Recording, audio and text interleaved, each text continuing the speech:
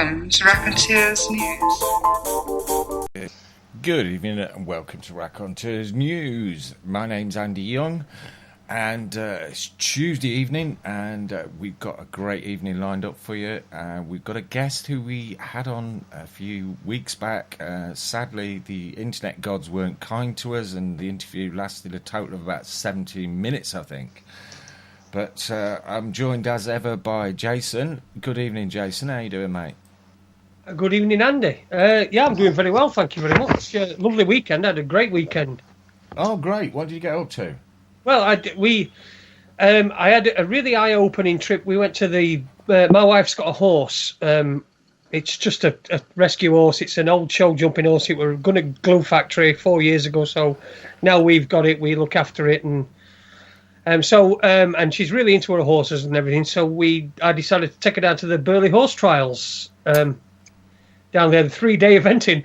That has got to be the most middle class and the most white event I've ever been to in my life. There was only one person there that wasn't white, that I saw anyway, that wasn't white. Oh, really? And the people were just caricatures, you know. Oh, yeah! Oh, yeah! You're queuing for a bacon sandwich and there's somebody behind you saying, "Oh, shall we have one of those like we had at badminton? I smell poor people. Can we get rid of them?" It was just incredible. It were another world, but we enjoyed it.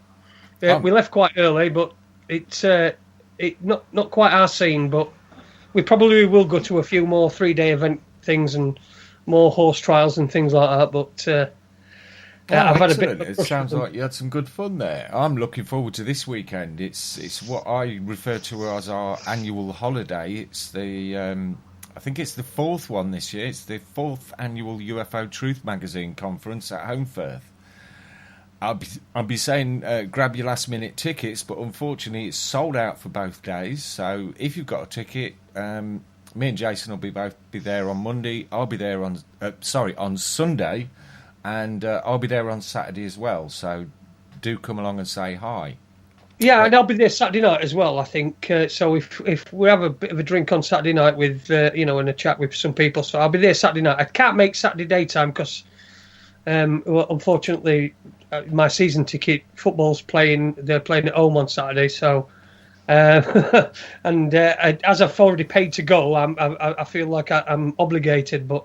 I'll definitely be there Saturday night if I can get myself a room in a hotel, but I'm definitely there Sunday. Excellent. Well, I suppose that's enough about us. Tonight's all about the guests. Without further ado, I suppose we better introduce tonight's guests. And tonight we're joined, fingers crossed, by Dr. Judy Wood and Andrew Johnson. Are you there, guys? I'm here. Oh, that's a relief. I thought... The way it went last time, I was thinking, by the time we've stopped talking, Dr. Judy will probably be gone. I do hope not. Hopefully your internet sticks with us tonight, and you sent me all kinds of things to look at today. Where would you like to start tonight's talk off, Dr. Judy? Well, I guess the same theme as last time, which was, why are we still here?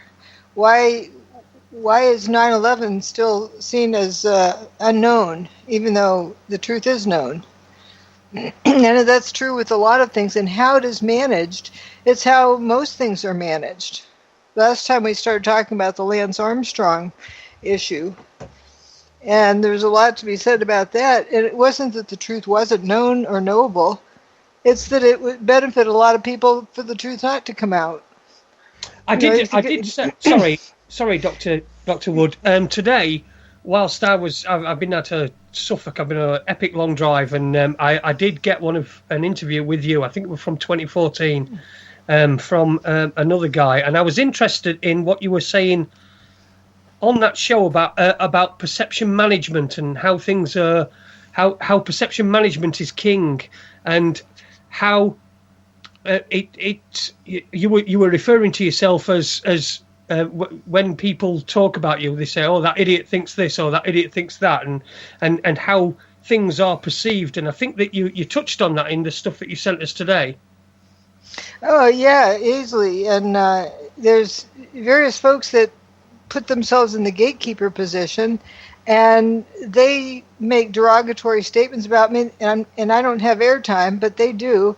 And so everything everyone hears is, ray beams from outer space, laser beams from space, space aliens blowing up the towers. And it has nothing to do with what I talk about. Yeah, I'm talking about evidence. I think that you had the book, the guy that was interviewing you, I can't remember his name, it was Howard Hughes. And you were saying that, that can you show me any part in this book where it says space aliens or anything like that? It's just directed energy weapons or something. No, I didn't even talk about weapons. Okay. Yeah, I'm just talking about the mechanism of failure. Was it thermal energy? Was it kinetic energy? Or was it something else? And you can look at the evidence, and the evidence rules out. First you have to figure out what happened. And so you're looking at what happened, and the evidence itself has already eliminated kinetic energy as destroying it. Kinetic energy is when something flies into something else and hits it. Mm-hmm. Like, a gravity collapse would be that. Boom, boom, boom, the floors would hit each other. Well, you look at the seismic chart, and that kind of rules out the kinetic energy. Also, a bomb going off would be kinetic energy. Chunks go flying and hit other parts. And then thermal energy would mean that the building was cooked to death. Lots of heat would be involved. Well, you have people walking out of Stairway B, and they don't remember being cooked to death. And you get unburned paper fluttering about. Yeah, and the vehicles, I think I remember you mentioning that there was a police vehicle, and it was completely toast. I think it was the word that you gave. It's toast. It's completely history. Toast, apart from the plastic thing on the top, which has got the lights in. The light bar on the top, which you would have thought that if there was heat there, then that would have been the first thing to melt. Right. Well, you put that on your grill, it's going to melt. Yeah. So you look at things logically, and even down to that visit by the Pope a couple of years ago, where he shuffles into the 9/11 museum room as this Bible artifact that has metal fused to it. It looks like the metal had been liquid and rolled down the page and then re-solidified. It was molten metal, but that doesn't mean it was hot. Look at the pages; they're not burned. Mm-hmm.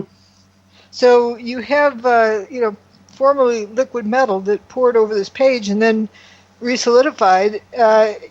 You think somebody looking at that, if they have critical thinking skills, would say, wonder why it melted over the page when it, wasn't from heat, because the pages would be burned up. Yeah, of course it would.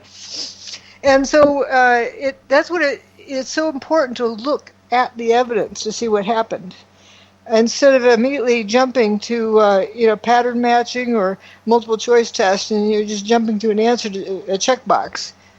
It's having like your life depends on it, figuring out what happened, and that's a step that gets skipped by so many people. The majority probably of our population, I'd say, wouldn't you, Andrew? Yes. Yeah. I think it gets also trained in the school system because you get bonus points for the faster you can whip through a test. So the faster you can jump to an answer, the more pats on the back, rather than understanding thoroughly what happened. One of the things that is very common when you're talking about 9/11 and you're trying to say, you start off the conversation, and I've had several conversations like this, where you say, well, actually, I'm talking about 9/11, and I'm talking about, you're talking about conspiracy theories? No, I'm not talking about conspiracy theories. I'm talking about the towers turning to dust. And so you try and get people to look at those pictures, and then they'll say, well, so you're saying that Muslim terrorists didn't do it? And I sort of say, well, yes, but let's have a look at these pictures here, and then people say... If they did, what did they use to turn the towers to dust? Well, sometimes they say that, but then they'll just say, so why would they do that then? Why would they turn these towers to dust? Why isn't the official story true? and they immediately start looking for motives, and they don't look at the actual information in front of them. And they also, one kind of extreme example of this, which I've related to quite a number of people, was with somebody I know very well. It was a friend of mine who I went to university with, and he now teaches chemistry. And I tried to have a conversation with him about, some of the things you just discussed there. Things like I wanted to get on and talk about the cars and stuff and show him pictures of the cars like you were just discussing. And all he could say was, he said, "Oh, I've looked at your website, and I'll just say that if what is on your website is true, it would have been on the news. So so you can't be telling the truth. So I'm not going to talk about it." If Lance Armstrong was doping, we would have seen it in 1999 or in 2000 on the news. Right, because it's such a big story that we would have heard about it, because all these highly paid, or maybe not always highly paid journalists, would have investigated it and found this out. So it's a huge, and this goes back to what you were saying, Jason, about the perception management, that people's perception is managed without them realising it, and they don't realise the degree to which it is managed, and it's managed to a degree that it makes them think in certain ways, such that when they are presented with certain information, they have one of perhaps 3 or 4 different reactions, and they don't actually ever discover the implications of what you're trying to show them, because they think that if it was so important, they would have already been shown this information that you're trying to show them. Yeah, so the judgment's clouded, really. It's clouded by their conditioning from the mainstream media, and of course all the people that are around them that have got the same mainstream media information. They seem to keep and herd them back in line. So if anybody steps out of that and says, "Well, just hang on a second," they'll say, "Oh, no, you don't." You're divisive. You're just trying to be divisive. Yeah, exactly. But one of the points that I did want to bring up with you, and I thought it was really, really interesting, because I downloaded, I think it were a few years ago, it must be 10 years ago, but I downloaded a file that was, I think it was 10,000 images of 9/11. And it was all images collated together that had been taken on the day. And I noticed there was one particular image, and it was just as one of the towers were collapsing. I think it was the North Tower. It was the South Tower that went first, weren't it? Yep. And it was the North Tower that went. I think it was the North Tower. Now, it was taken just at the moment when the North Tower was collapsing or turning to dust. But the top area was like at an angle, as if it was starting to fall off.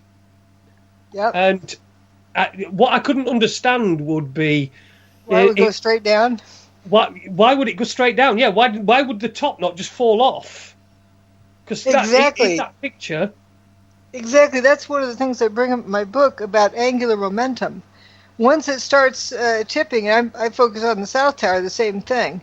The tipping top, once it starts tipping, if it remains a rigid body, you can't stop it. It's going to keep on going. Mm-hmm. And another way of looking at it is, at that minute, if it's starting to tip, that means the high edge, is not putting as much force on the columns below, and the front edge is putting more force on. So it's no longer equal stress, which means that front corner is going to fail sooner if it's just from the weight. So you have that issue as well as the tipping part. But there's one explanation, and that was a big aha moment for me about the tipping top. It looks like it stops tipping, and it looks like it goes straight down. Well, if you look at angular momentum, and you're going to obey the laws of physics, it does. But what it does is prove that the building is no longer a rigid body. The whole thing, tipping, has angular momentum, but if suddenly all of that top portion turns into little itty-bitty specks of dust, each one can keep rotating. So the whole thing doesn't continue rotating as a rigid body, but each of the little specks rotates. And that way it conserves angular momentum and doesn't violate the laws of physics. So that's a way of proving that the top turned to dust. Yeah. Which it inevitably, it undoubtedly did. The whole thing was dust. I mean, as well, you were talking about that there were people were it on the 14th floor or something like that that were stuck in there after the towers had collapsed on top of them, and then when the dust cleared, and also you were talking about the fireman guy who could breathe. You know, somebody shouted, "Just breathe. You're okay. You can just breathe." It's not smoke. If it's smoke, they couldn't breathe. It's just dust. And the guys, oh yeah, maybe they're right. They stuck their face in their armpit and used their clothing for a filter, and breathed in air that way. But they realized it was not smoke.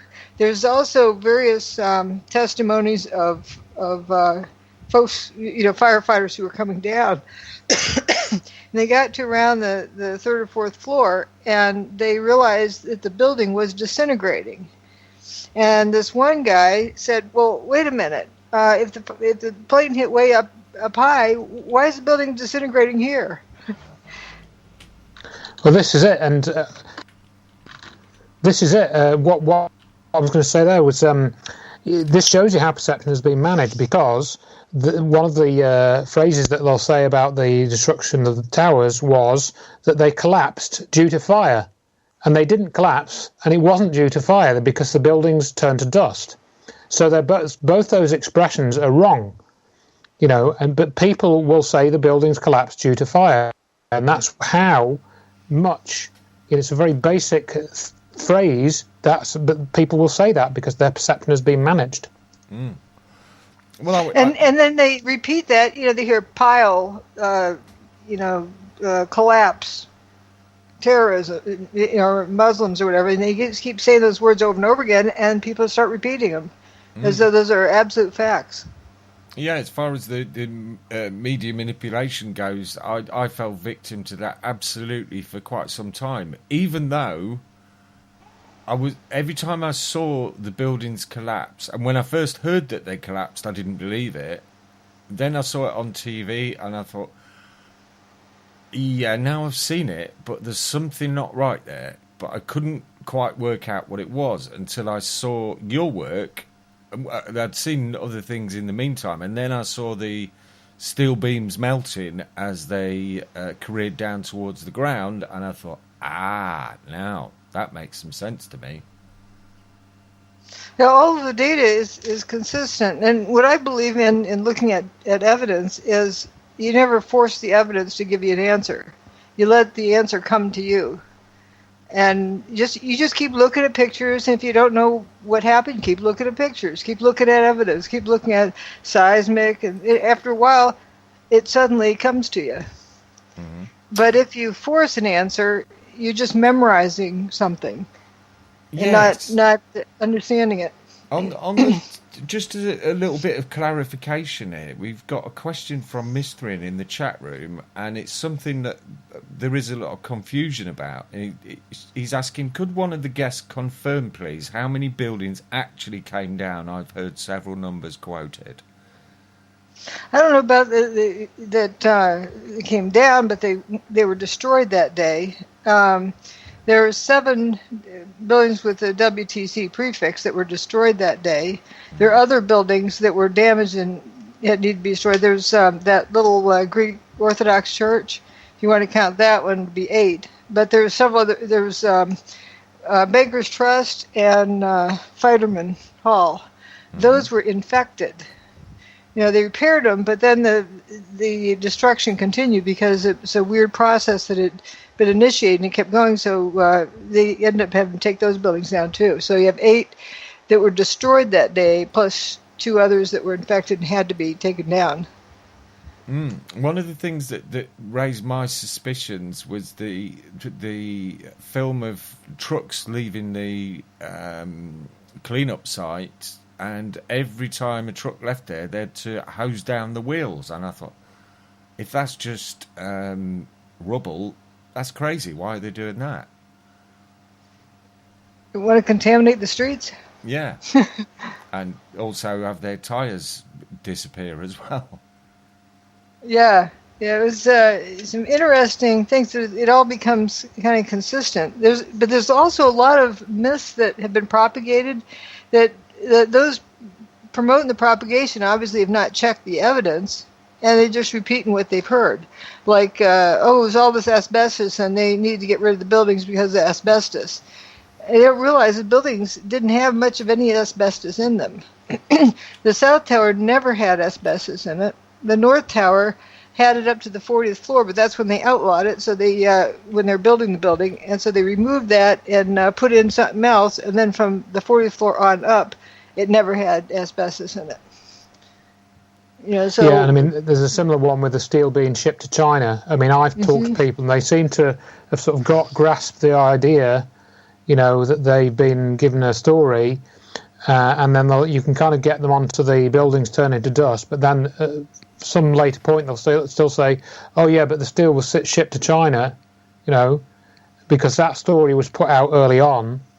But you look at the images that are in the Where Did the Towers Go book, and you'll see that, even at immediately after the destruction, relative to the size of the building, there wasn't any debris left. There wasn't any. And you knew what day the picture was taken because Building 7 is still standing, so it was before 5 p.m. on 9/11. Yeah, exactly. So this is all part of the perception management. And I think what people are a bit slower to realise is that perception management is perhaps even more finely tuned within what is called the truth movement. And before we came on, we were discussing this James Corbett character, who a lot of people listen to now. He's become one of these alternative media figures that, if he has a YouTube channel, he probably has, I don't know, tens of thousands of subscribers. And he's often repeated, and his stories are reposted and so forth. But yet even he won't tell the truth about 9/11. And when this is pointed out to him in terms of the destruction of the buildings, he ridicules the evidence that is in Dr. Wood's book and on her website, and he thinks it's unimportant. So in other words, this perception management is even more acute within the truth movement. And these people that have supposedly, open quote, woken up, close quote, don't realise that they've been taken for yet another ride. They've got off one bus on a road to nowhere and got on another bus on a road to nowhere, certainly in terms of the destruction of the World Trade Center. And people have to understand that a lot of time and money has been invested by the perpetrators, whoever they may be, in actually continuing the ongoing perception management. For example, somebody who's our email list I'm on, and I've had discussions about this very topic with several times, sent me an email today because there's this event coming up, I think, in the next week or two, at the Cooper Union in New York, and it's about 9/11. It might even be on the anniversary. I haven't even bothered to check the date because I've seen the list of names that are on there, and that list of names doesn't include Dr. Judy Wood. Yet they do have, this Richard Gage character, and some people think that Richard Gage is a hero. Why is he a hero? When he tells lies about 9/11 whilst pretending that he's telling the truth. He's no different from Donald Rumsfeld or Dick Cheney or any of those guys, or Raymond in my Holmes, opinion. even. Well, the guy in the 9/11 Commission. Yeah, but yet you have people who will go to this event and think they're getting, the truthful information, and they're not. They're being lied to. And they're told that Judy Wood talks about laser beams from outer space. Right. So if Dr. Wood's name gets mentioned, it will be with some characterization such as that, or more likely, her not her name won't even be mentioned, and the evidence discussed in the book probably won't be discussed either in the relevant detail or in the correct way. And what will happen at that event, I'm making a prediction which could turn out to be wrong, of course. But if you were to go to this event, you will find that probably Dr. Wood's name will come up in the question and answer session, and they won't turn around and say, "Oh, well, yeah, actually, she's right. we're actually a bunch but of she liars. lied about this, but she lied about that, but she lied about that. Okay, she's a liar. What? Yeah. So they will actually start lying about what's in the book and so forth, and they will pretend that they have done certain things, like they'll pretend that they've tried to set up an investigation, or that they're going to set up an investigation, and they just string people along. And I've written this up at great length. I'm rambling a bit, but if people want to read my free book, they will find out all about this. And these people are clearly well funded, because we don't have a website where you can sign up and sign a petition and send money and send you $10. Neither of us have that. And frankly, I think at this point, I'd have to say, if we did, I think it would be rather dishonest, because if we were to take in money to further the cause of, getting an investigation done into 9/11, it would be dishonest, because the investigation is already done, certainly as far as the World Trade Center is concerned.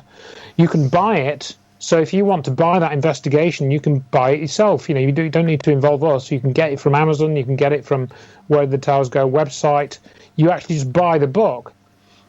And the cost of printing, basically. Yeah, the cost of printing, basically, and shipping, and that's what you get, because we there's nobody that you can petition over this. Basically, if you look around and say, well, okay, so what do we do next? Well, who's going to actually take this forward? What, the U.S. government, the British government, the British police? I did file a case, but I had essentially no one support me except for Andrew Johnson and about a handful of others. Yeah. We had about 20 people supported that in 2007 and actually donated money for a specific court case, which had a specific goal, and the money was used for reproduction of documents, which needed to be sent to judges. If anyone in AE 9/11 Truth talked about this case, they were banned from the group. Correct. So they couldn't repeat. Absolutely, I've got personal experience of that, because I've been doing in this sort of game since about 2005, 2004, 2005, and I remember that when your book came up and your findings came up, what you found the evidence to be, if anybody brought it up, it was just banned. They were just banned. It was like, we don't do no plane theory. We don't do directed energy weapons or directed energy. That was the way that they focused it. And the ironic thing was, these were people that were like asking, were sort of championing themselves as free speech and let's find the truth no matter what and what have you, but they were discounting things without even having a look at them. Right. And I mean, that's what happened to me when I joined the Scholars Group, 9/11 Scholars Group, because I still work part-time for the Open University, so I ended up with this Scholars Group, and essentially they were actually set up to round up people like me and lead them down a false alleyway. And they didn't really count on what Dr. Wood was doing, who was basically doing her own thing. And you can tell the story better than I, Dr. Wood. But they tried to involve you in various activities which didn't involve using your skills, your most highly tuned skills for doing forensic studies. Did they? It kept me busy trying to upload a website and make changes to it every hour or half hour around the clock. Like that was urgent, just busy work stuff. But then when you broke away from all of that, that's when you actually started causing some trouble. Yeah. But here's a statement that Neil Kramer made that you might appreciate. Let me see if I can play it. You can play it if you want, I suppose, yeah. So yes, she has the letters after her name. She has spent the time in the academic edifice. Of course she has. She's been soaked in that. And yet, that woman is absolutely independent. You can see it. Everything she does, the way she looks, the way she sits, the way she talks, the way she, her mannerisms, everything. She's just a completely fiercely autonomous force. She's a nightmare for the control system. Yes. That woman. And that, I think, was the key, is that I was the least likely to be coerced or having to give in to peer pressure. And that's something they can handle. Right, and I think that's the thing with both of us. We don't feel the need to belong to a group, do we? It's not what we feel we need to do. I'm sure we've been parts of various types of groups and interest groups over our course of our lives, but it's not something we feel that we need. We need to make us a whole person, is it? Right. And I don't need somebody to agree with me either. Right. Like, I know that 2 + 2 is 4. I don't need somebody else to validate it. And that's partly where this comes down to having your own inner knowledge and understanding of things, and actually being able to look at a situation, analyze it, come to a conclusion, and know that it's correct, and then you can pass on that knowledge to other people if they want to have it. But other people just don't know the difference between knowledge and opinion, and they'll just say, "Oh, well, it's just an idea, it's just an opinion," and Exactly. that I realised. I think it's probably that's become more apparent more recently, where the truth movement is now just a collection of opinions and views, and there isn't any absolute truth anymore. Well, yeah, there is to them. It comes on this talking points memo. Right. It's a checklist that they go down. They recite the same talking points. Never before in history, there's all the steel shipped to China, stand-on orders, put options, all these same things that go over and over again. And people write to me and say, what do you think of this directed energy weapons theory then? And I say, what theory are you actually talking about? Because it's not a theory. They don't look into what it is. Instead, they assume what it is. They imagine what, based on those words. And so people would characterize this as a theory, and it's not. What you're doing, and what we covered a little bit of in this program earlier on, was we start to talk about things which actually happened, like you talked about the cars with the the plastic on the roof which wasn't melted, yet the rest of the car looked like it had been in a fire. And the important thing is not to use just that one piece of data to jump to a conclusion, but just to keep accumulating all this data. Then pretty soon you understand what's going on with the material. You don't start out with eeny, meeny, miny, moe and what weapon to assign it to. And I think that brings me on to another sort of related thing, is that of course is how you fight a court case, which was what was done by Dr. Wood in 2007. Started then and went on till the end of 2009, early 2010, I think it was. And you build up this accumulation of evidence, and you get to a point where you've worked out what happened, and you can say, well, that's what it was, or you can at least say that's what it wasn't, and you've ruled out all those other things. I think we've got a real classic demonstration of what the problem is here in our own chat room tonight. And okay. We've got a heated debate going on, and there's one party saying, well, there's so many people saying how it was done. What we need to do is round up the perpetrators, and then we'll find out how it was done. Okay, here's my question to them is, all right, we're going to round them up. Round up who? And what are we going to charge them with? And the other party was saying precisely that. Good. Well, I'm glad some people get it. I've got a short little clip to play. I just happened to find. It's what some of the firefighters said who came out of the building. I've referred to this before. Here, hopefully it plays. It was coming down from the interior on us. A lot of people don't know that. It was coming down. It was coming from the interior. It trapped us on the third floor. The inside structure was just disintegrated. We're like, how is this happening when the plane was up 50 more stories and the stairwell was collapsing on us? Something wasn't right, man. Something wasn't right, man. That the interior of the building was collapsing and disintegrating. Yeah. Absolutely. So you take that into consideration. I mean, they were talking about bombs going off. Yeah, bombs and fire don't really do that kind of thing to the interior of a building, do they? Yeah, something was really strange. You know, the airplane, if it was an airplane, was way up there, and what's happening down here? Absolutely. So I like that kind of observation. It's data that they're looking at and thinking instead of just regurgitating. So, I mean, it might be helpful if you just sort of say the categories of evidence that are in your book and that were, sort of mentioned in the court case, because it wasn't just witness testimony, it wasn't just photographs. Go through the list of the types of evidence that you actually, put together to show what you showed. Well, I can go through the chapters. They're right. They don't, like folks say, well, I shouldn't talk about Building 7 because I don't have a chapter on it. I don't have a chapter on Building 1 and 2 either. I'm looking at characteristic traits.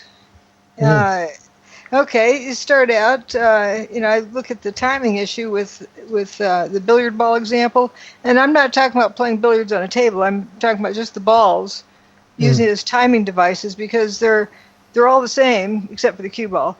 Ignore that one, but they're standard issue except for the color, so you can keep track of it. You have a red ball, a blue ball, a yellow ball, a striped ball, and just go ahead. It's a thought experiment, isn't it?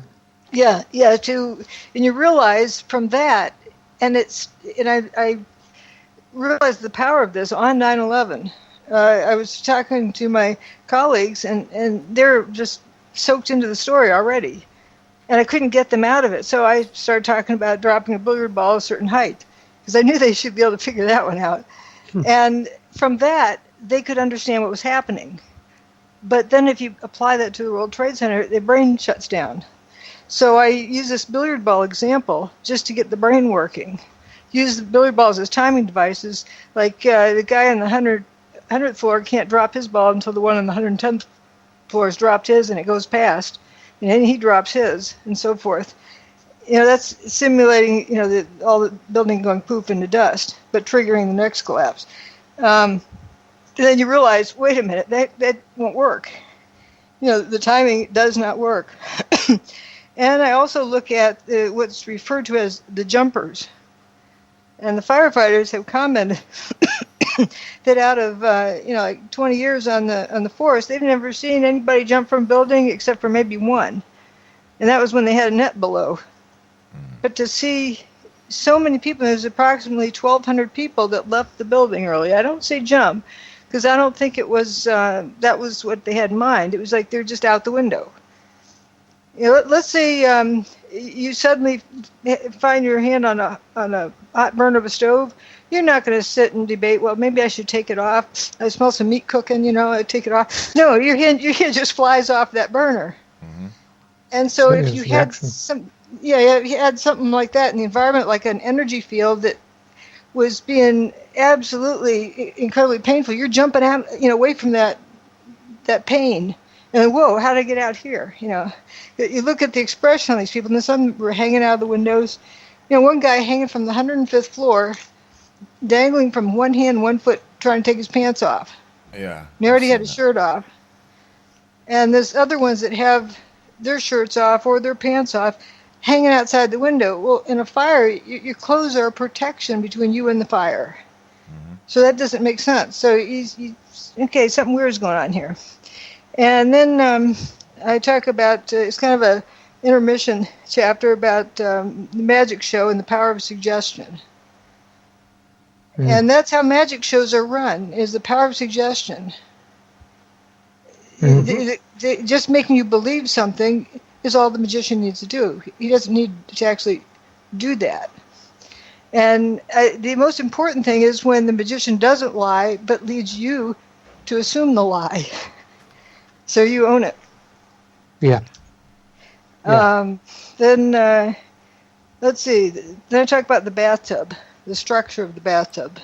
Right after 9/11, they had earth-moving equipment come in. That started damaging the walls. Why didn't the, two 110-story buildings damage those walls like that? There was damage to the walls, but it wasn't catastrophic. This is like a dike that holds the Hudson River out. Hudson River didn't go rushing in. The walls served their purpose. They continue to hold the Hudson River out. But then they bring in earth-moving equipment, and that starts destroying the wall. And the walls start moving around. That's an interesting contrast. And then there's a interesting meeting with NIST, where National Institute of Standards and Technology, where they're discussing what happened to Building 7. And they say, well, it wasn't from all the there's no damage to the pipes underground from the collapse of buildings 1 and 2, and no seismic significance at all. No seismic significance with 1 and 2, supposedly crashing to the ground. So was it, there was no seismic activity? Well, there was, but it wasn't an appropriate signal. If you hit a rock with a hammer, or if you blow up a building with bombs, you get an S wave, a P wave, and a surface wave. They use the surface wave to generate the equivalent Richter scale reading. Well, that's all there was with the demise of Towers 1 and 2, and even generating the equivalent Richter reading, it was way too low. The King Dome, Saddle King Dome, which is pretty low down and close to the ground, it's 1/30th. That's 3 times 10, 1/30th of the potential energy of one of the towers. Yet the North Tower created the same Richter reading, and the South Tower created less. And Building 7 was almost non-existent, and it's 1/6 of the towers. It's 6 times like the Seattle King Dome, but it was like non-existent. It was about the equivalent of a jackhammer. So what's going on here? Now, that's just the surface wave. There was no detectable S wave or P wave.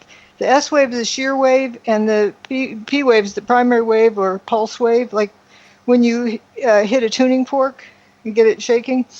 Those are special waves. Those travel through the earth. And you probably remember when they talk about earthquakes, that they can tell how far away the epicenter is by the delay between those two waves.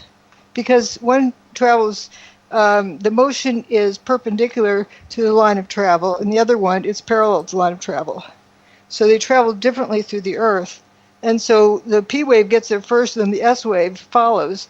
And depending on how far back it is, they can tell you how far away the epicenter is. But the weird thing about the towers is there was no S wave or P wave associated with the demise of these buildings.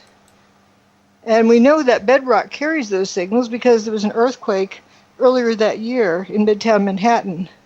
Also, across the Hudson, probably the same primary bedrock in the area, was a gas storage facility that blew up, and it made something like a 3.0 on the Richter scale. And it had an S wave and a P wave and a surface wave. Now you think about that. If you had, like King Kong reached over, grabbed one of the towers and tossed it up into space, kind of like getting off your mattress in the morning, the ground's going to recover from that weight being taken off of it. And that will create a surface wave.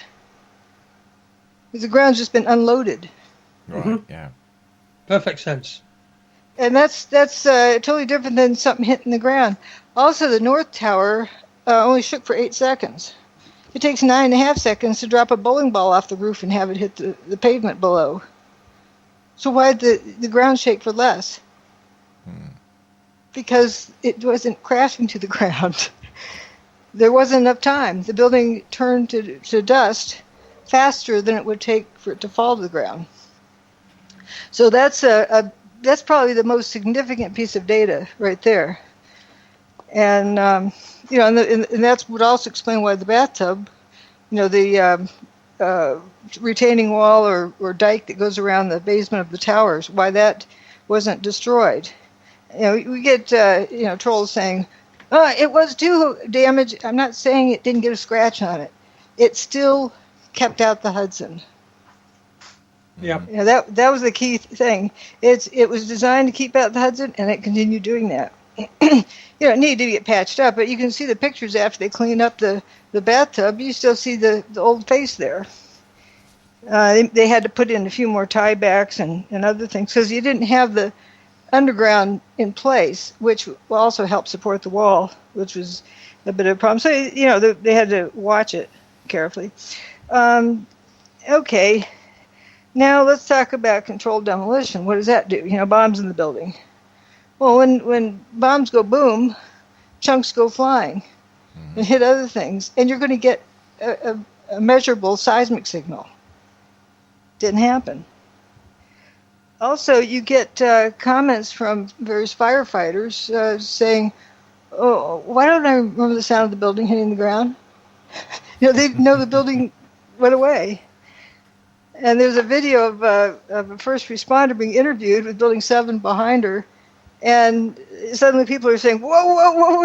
And the crowd is making noise. She turns around like, what's happening?" She has no idea. She wonders why. I put that video on my channel and compared it with a controlled demolition of a similar sized building, or what about the closest, you know, in recent years. And the name of that woman is Barbara Crowley. Funnily enough, for those that know a bit of, you know, other history. Yeah. So I mean, you got Dr. Wood there, right there. You've been through various sets of evidence. And that's just a scratch of the surface. It goes, you know, it goes on and on. That's only about, well, I'm up to page 121 of a 500 and some odd page book. And I mean, so, I remember you saying that when you did some of your previous research, you were disproving a lot of the sort of assumptions in your field of research, weren't you? And you said that you'd try and gather evidence and make evidence which showed the correct conclusion in 5 different ways. I think. I do overkill, like, you know, a whole lot of different ways, and that's what I kept doing with 9/11. Is every single bit. I didn't just stop with this is good enough. It was like, okay, then let's look at it this way. Like, you know, the dustification, and each thing is consistent. Each chapter in itself makes the case of whatever the answer is. And, like, you know, the fact that you don't have a significant size, well, you don't have the appropriate seismic signal, you don't have anything of a S and a P wave, but that's consistent with the building turned to dust. And then where'd the building go? Where's the debris pile? That's consistent with it too. And the holes, you know, they're in the ground, the toasted cars. What I mean by that is they're toast, they're history. Something happened to them, we don't know what, but, you know, don't confuse it with burn. It's you know, something happened to it. It's. There were no scorching, were there? There's a variety of things that could have happened to it, but what what you see is something got totally devastated, and you can see the plastic is not melted next to something that's totally toast. Yeah, which is steel, which you would imagine the plastic would go a long time before the steel, if it were conventional sort of heat related. Right, but there's various weird things to notice too, like the bright work that goes around the door trim. That was gone, but where it had been, the paint was all blistered up, but it wasn't blistered up elsewhere. So there's some strange things like that, like, you know, 2 different materials interacting. There's also the partially evaporated beams. But I think it's so funny when Richard Gage in his hit piece on my work says she has no evidence of partially dustified steel. And now watch him change it after this broadcast. In that very article, he has a picture of it. But he's attributing it to say this is proof of thermite. So they have what the information is, but they get you to memorize a different answer to it. Which is exactly the same as they've done with the official story, just with, you know, slightly different sort of set of talking points, really. Like at the beginning, Stephen Jones, we kept talking about, you know, molten metal in the streets. And then he talked about the stuff pouring out the window and say, well, it can't be aluminum because aluminum's silver at all temperatures. And wait a minute, is this guy flunked high school, physics? Or, you could argue that it's not aluminum for a different reason if you want, but this reason it doesn't fly. And then it became this big thing. Judy Wood's a liar for saying that aluminum glows. Well, it glows at the same temperature iron glows. Problem is, it's a puddle, and iron isn't. If it's hot enough to glow, it's going to be a puddle. Mm-hmm. And in that picture where he's talking about molten metal in the streets, here we have aluminum cladding that's glowing, and it's not a puddle. Yep. Houston, you have a problem. And so you've trained people to see molten metal in the streets, so they don't see aluminum cladding that's glowing while it's still holding its shape. Right. Yep, highly unlikely. We've got a couple of questions in the chat room, actually. Sure. Mm-hmm. Let me just scroll down. I'll go to Mithrin. Mithrin has asked a question. Given that by now the majority of people who listen to these types of interviews are on board with Dr. Wood's findings, there is clearly a worldwide critical thinking failure. Now, what on earth is the next step? Now, I think that's Mithrin asking what do we do about this critical thinking failure that seems to have infected everybody. A large majority of people in the world. I'm not sure. I think if they can see it in a parallel thing, just like the billiard ball, story was a parallel example to get the brain working. That's why I like to use analogies where people can sort it out and they're not so sunk in deep on it. Looking at that issue and then be able to apply it to other things. This isn't just about 9/11. This is about our whole culture. Like, for example, people say, well, I haven't seen this on Wikipedia, so that means it's not, it's like you haven't seen it on the evening news. Well, yeah. Why make that assumption? I think that, following on from what Doctor was saying there, really, there's several interconnected things which at the moment are preventing any real change, as regards the critical thinking aspect. There are various cultural things which are preventing that from having, spreading out into a wider sort of influence. And of course, one of the huge problems which we haven't properly discussed yet, although we've discussed it on other interviews, are the implications of what's in Where Did the Towers Go?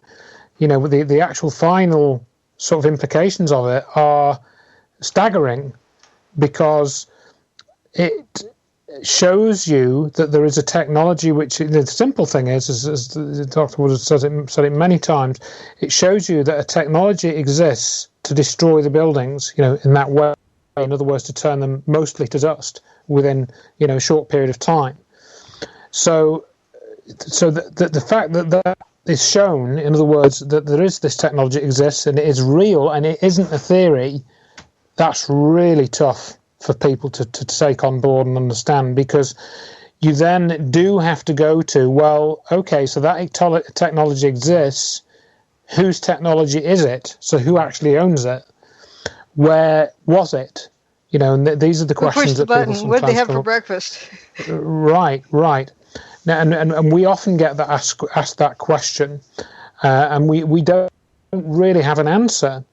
Well, my answer to that is, it doesn't matter who did it. What matters is that the technology exists, because if you say that person pushed the button, okay, get rid of him, and you got another one that pushes a button. Yeah, that's true enough, but it does matter to a lot of people, because they want to the point is, we don't necessarily want to identify those people to go and attack them or punish them, although I think they should be punished in some way, obviously, by the way that we have a moral code in our society.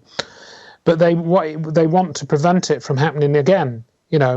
Some people, for example, when they have something nasty happen to them, will set up a court case or whatever, but they don't necessarily litigate to get money back or anything like that, or seek recompense. They just want to stop that harmful party doing the same thing to somebody else. So the question is asked by some people for those reasons, not just because they want revenge. Right, but they don't realize that going after the person who pushed the button it doesn't stop the next one from pushing a button. No, I know, I accept that. But what I'm saying is that there is, how I sort of get onto this is that you have to realise that there is another group involved here, another group which runs its life differently and runs the world differently.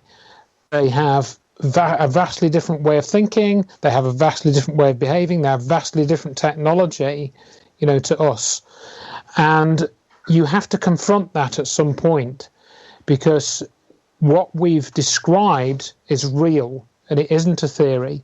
It isn't a hypothesis. It's not conjecture. It is real, and it can be proved that it's real. That's what people have to get a hold of, and it's really tough. I've got an example that's a parallel example that's way toned down and easier for people to digest, because it doesn't involve them personally. Is the Lance Armstrong business. Mm-hmm.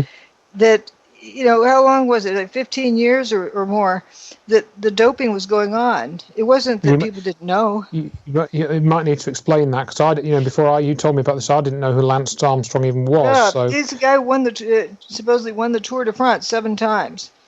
Okay. And after he came back from cancer, and isn't he wonderful? He has this cancer cure fund agency and all sorts of stuff. But it's an excellent video that where David Walsh was after him for 20 years or so, and finally everything came crashing down. It was Armstrong slipped up and got the wrong people mad, and it all came down. But for all that length of time, why wasn't the truth coming out? Yeah, why was it kept hidden?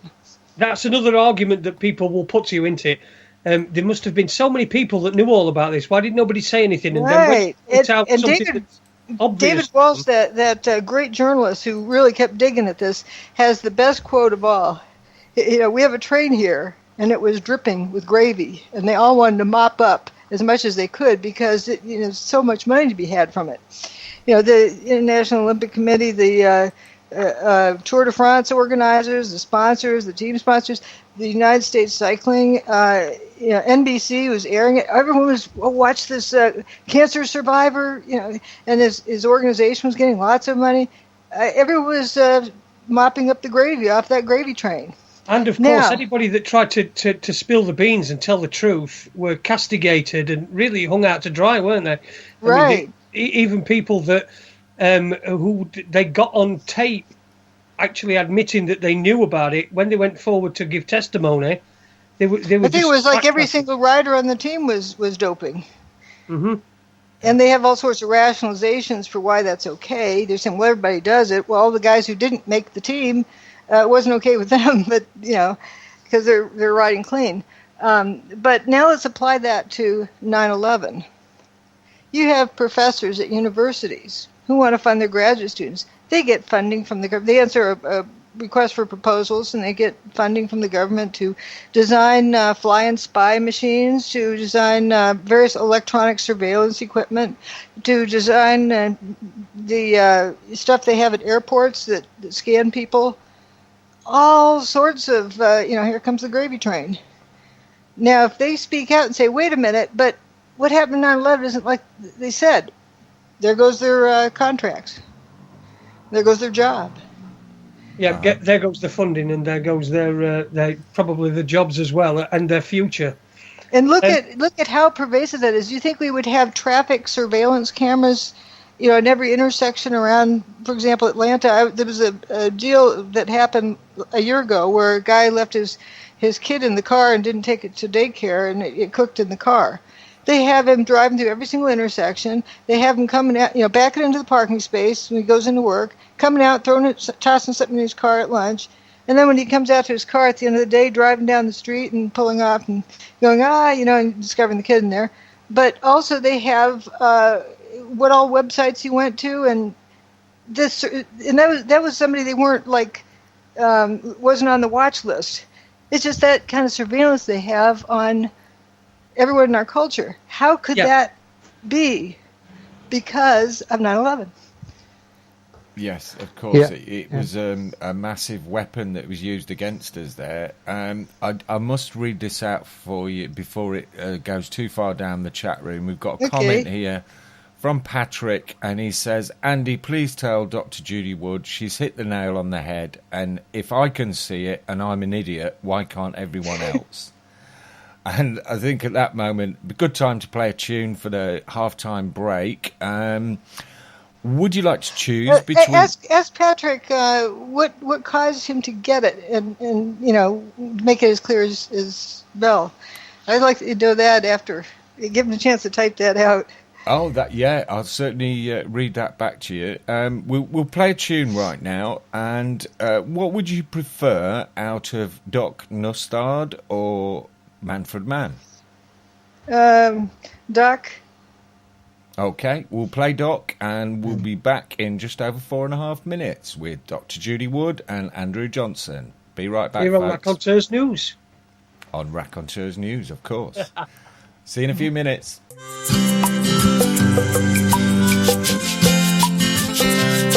Stand up for Dr. Judy Wood, 'cause she's a force for good. A scientist who knows that wars are bad. Stand up for Dr. Judy Wood, wake up your neighborhood. Pretty soon there'll be less people feeling sad. She's got eyes that saw what nobody else could see, and a smile that looks as happy as can be. She figured out a piece of the greatest mystery. What she talks about is elementary. Check the evidence and you will see where all the dust came from. There's a truth movement as blind as it could be. Just because you hear a bang doesn't mean that there's a bomb. Microwave an egg and listen carefully. I'm listening. How to handle million birds. Slice the towers, it's absurd. Tell me where did all that steel and concrete go? It just turned to dust. What was it all about? Trucking dirt in, trucking dirt out. For months and years while hosing down ground zero. How strange. The weather report on that day spread no fear, fair to say. Hurricane Erin has been heading our way. Powerful stuff. How on earth we're upside down? Toasted miracles on display. This report gets grayer day by day. You mean to lie to us? Stand up for Dr. Judy Wood, 'cause she's a force for good. A scientist who knows that wars are bad. Stand up for Dr. Judy Wood, wake up your neighborhood. Pretty soon there'll be less people feeling sad. You, I beg your pardon. Like a fountain's upward spray, those two buildings went away. The pancake theory would have left more rubble. Come on, Sherlock, this report is having a laugh at the magnetometer graph. Good seismic readings lead to more trouble. It's worth a look at. What happened on the news was the lighting of a fuse, scaring viewers to believe what wasn't true. Well, that's just typical. Now they're tightening the screws. Our freedom has been abused. Which pill did you take, the red one or the blue? Don't need no doctor. I can't shout any louder. Those two towers turned to powder. Reinforced concrete, mega steel girders into dust. Buildings into thin air. The all-seeing eye used its power to hypnotize. The Judy Wood, she got analytical eyes. There, see for yourself. Stand up for Dr. Judy Wood, 'cause she's a force for good. A scientist who knows that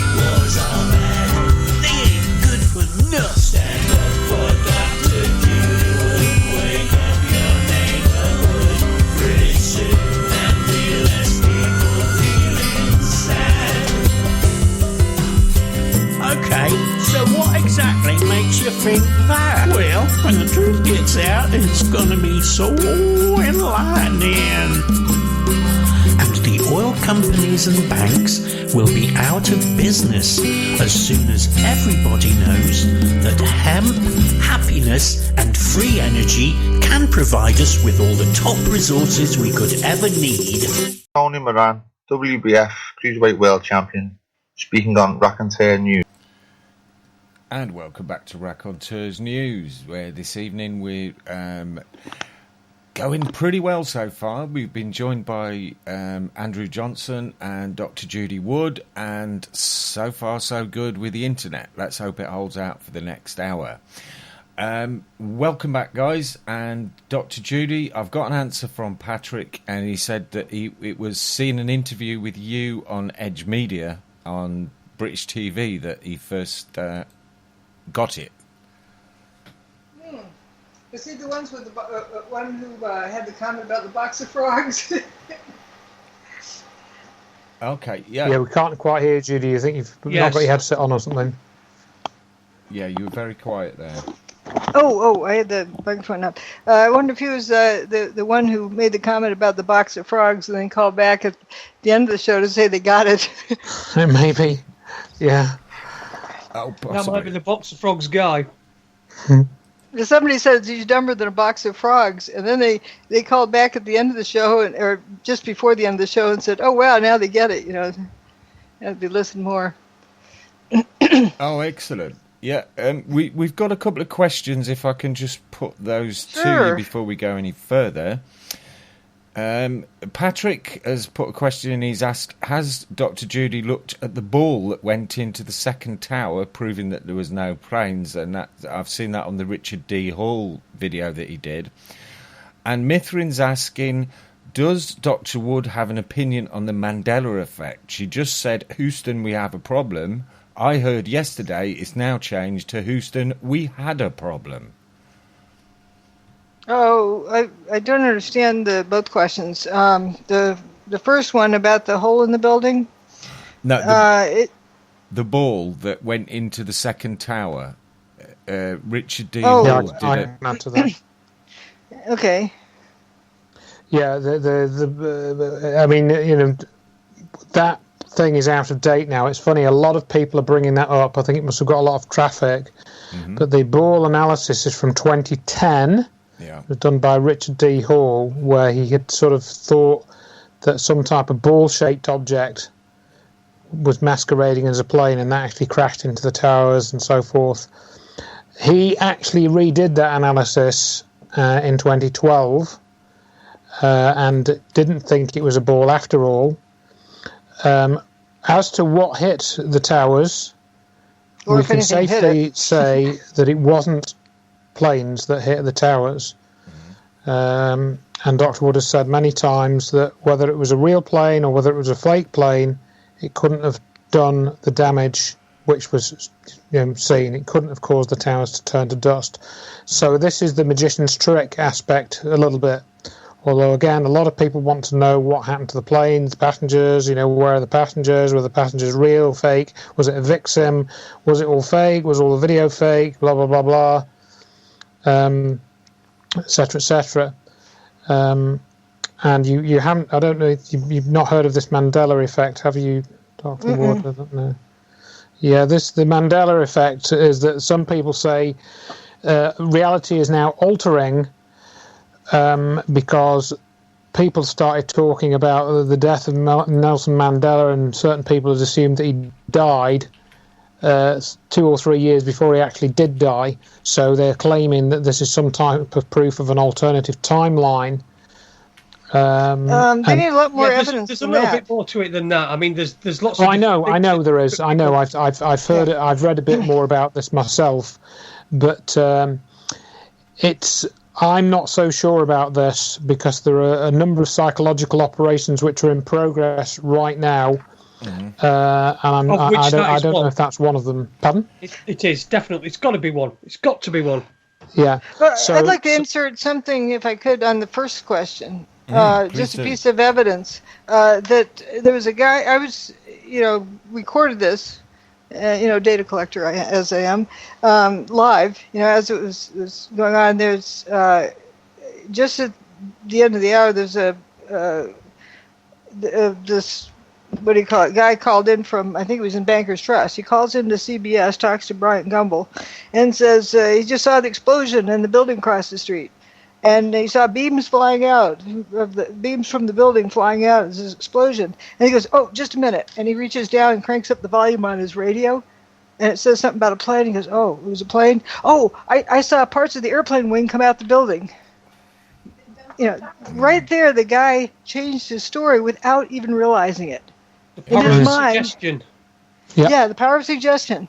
He did, probably didn't even realize that's what he was doing. He was first talking about beams from the explosion, and then he heard his radio and he had to turn up the volume on, and then it became airplane parts and wing parts.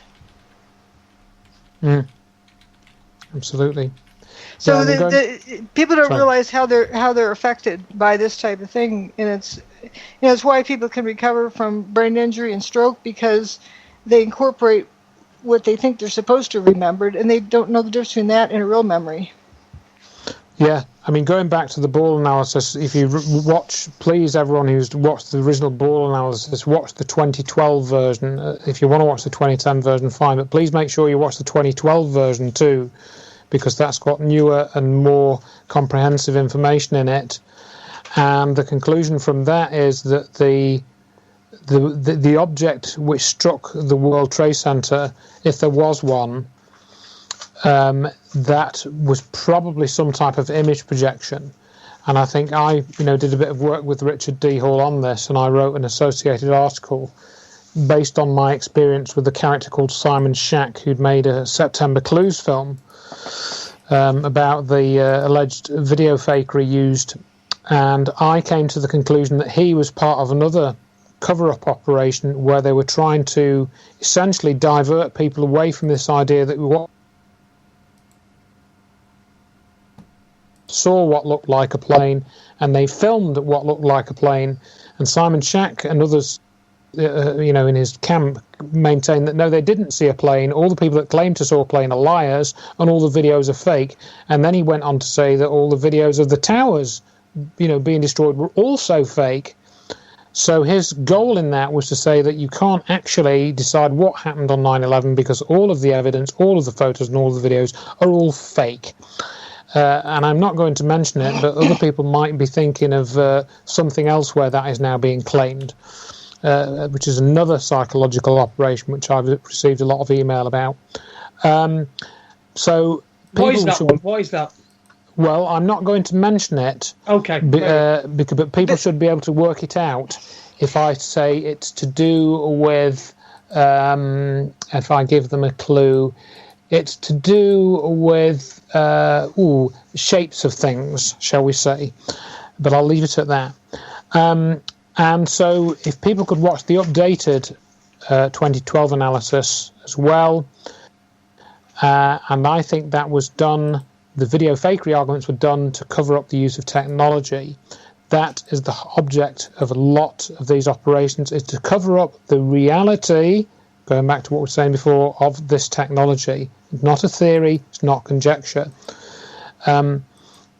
So people, want to know about the planes, what happened to the passengers, and we get into all those sorts of stories. But again, we only have a limited set of information. And going back to this Mandela effect as well, briefly, you have to keep looking at the evidence. What is the evidence that that proves that this is real? What is the totality of evidence? Gather all the evidence. Have you got 40,000 pictures? Have you got 500 witness testimonies?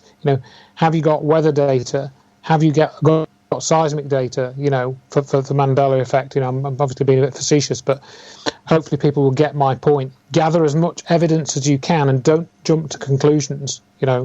That's the key to unlocking a lot of this stuff. Know what it is that you know, that you know that you know. Right. And know that everything else you don't know. And it's fine to debate certain things and try and speculate over things, but make sure that you don't. What you're actually saying is actually speculation, and you're stating it as something that you know beyond any doubt whatsoever. Make sure you separate the two. In my VCR recording of the events that day, what was on various TV stations. I also have a clip, and I could play it if you'd like, where Bryant Gumbel gets in this feed from the Pentagon, and they said, "Oh, these are the first pictures we see of the Pentagon." And no, this is near the Pentagon. It isn't the Pentagon. Well, it turns out it is the Pentagon. It just doesn't look damaged. And so he assumes it must be a different building. But he says, well, they don't know if it's a plane crash or a helicopter crash or a bomb explosion. Where has there ever been a plane crash that people didn't know immediately it was a plane crash? No, Absolutely. I can't recall one. Or they know the difference between a helicopter crash and... would you like to hear it? It's 1 minute. Yeah, we'll like that, yeah. Let's see if I can... This came off my rabbit ears onto my VCR. Let's see, I thought it was opening.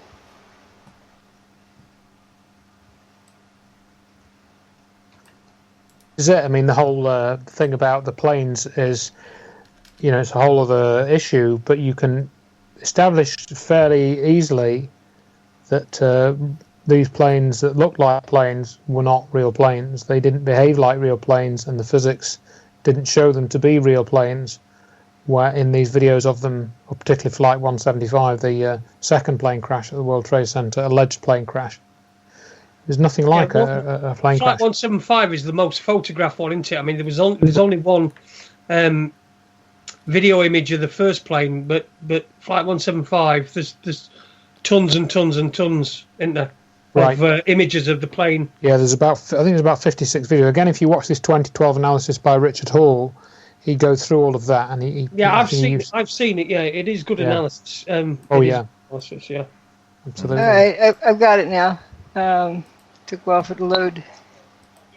We don't know whether that Pentagon explosion was the result of an aircraft crashing into it or a bomb that was deployed near there. We had an unconfirmed report that it was a helicopter that crashed into the building. You can still see some flames down there in the lower right-hand corner. Now we are getting a report that they believe it was a plane. But again, we do not have any confirmation of that, nor do we have any idea what the numbers involved here are. These are the first scenes from the ground, it appears. Yeah, these are scenes from near the Pentagon, in the nation's capital.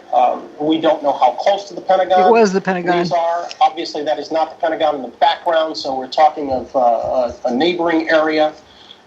We're not getting any numbers at this point.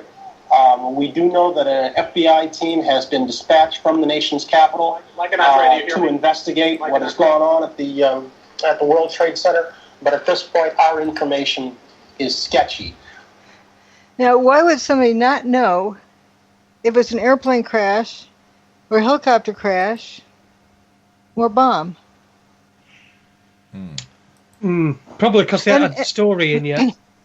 And also, what it was actually showing on the TV when he was saying this, he says that's got to be near the Pentagon. No, it was the Pentagon. You know that big reel that you see in those pictures? It's right there. This is before the roof collapsed, so there wasn't much damage. You couldn't really see any damage. And he talked about the fire in the bottom right-hand corner, what looked to be fire. That's all there was. Yeah. I think he was assuming it was near the Pentagon because there was no wreckage. And there's one guy that did an honest reporting, probably last honest reporting. He was with the press corps in the bottom of the White House, and they sent him out of the building. And he's talking about ambulances going around. This is important for the follow-up. But this is a full alert. The Secret Service has moved everybody away from the White House grounds, away from the White House complex, and they keep telling us that we have to remain a block away. There are fire trucks going by, ambulances going by, headed we know not where. But this is obviously a precautionary measure because no one clearly knows what to expect next. This last one, this one cracks me up. It talks about what it was from.